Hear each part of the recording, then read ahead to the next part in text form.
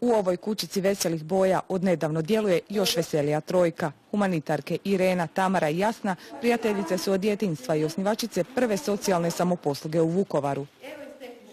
Poznajemo se godinama, o sličnim temama smo pričale, komentirale, je li moguće da u ovom našem gradu nikome ne smetaju ljudi koji kopaju po kontejnerima. I da ljudi jednostavno pored njih prolazi i ne obraćaju pažnju.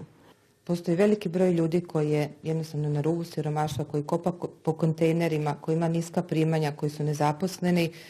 Pa su krenule redom, preko institucija, privatnih poduzetnika te svih vukovarskih osnovnih i srednjih škola. U nekoliko tjedana skupljeno je nešto hrane, pa će za koji dan samoposluga otvoriti svoja vrata i korisnicima. Prvenstveno osnovne prehrambene namirnice i higijenske potrepštine. Iz prostoga razloga smo shvatili da je to baš ono osnovno, tipa ulje, brašno, šećer, ali i sve što nam drugi doniraju, naravno da ćemo rado primiti.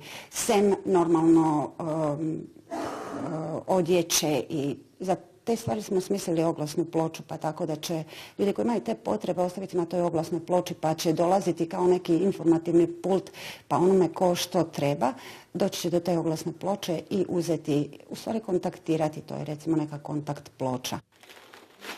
Socijalna samoposluga neće se puno razlikovati od Riječke ili Vinkovačke. Svaki mjesec jedna socijalno ugrožena obitelj dobit će paket hrane.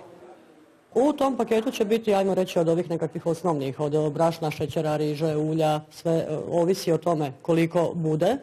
I ne znam, malo neka paštetica ili narezak ili konzervica, riblja ili nešto takvoga, sve zavisi s čim budemo raspolagali.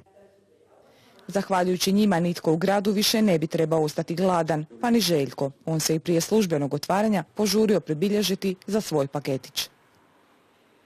Pomoći mi dosta i čuo sam preko radija. Jer ovdje je jako teško. Evidencija sam u Virovu, nema posla. Bez posla su u Vukovaru tisuće ljudi, nekoliko stotina ih je i gladno, no vide li ih građani, pitaju se ove humanitarke, jer slabo doniraju pa je samoposluga par dana pred otvaranje poluprazna. Činjenica je da u ovom gradu nikome nije sjajno.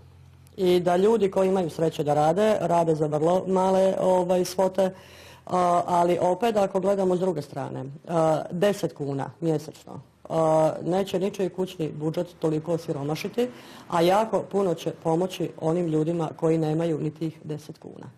Samoposluga će biti otvorena za 4 dana, a u udruzi Duga napominju kako postoji potreba da ovako mjesto funkcionira tokom cijele godine. Zato mole građane za kap dobrote. Tko želi pomoći, može doći svaki dan u prijepodnevnim satima na Sajmište 23 ili ih kontaktirati na broj mobitela 099 813 8652.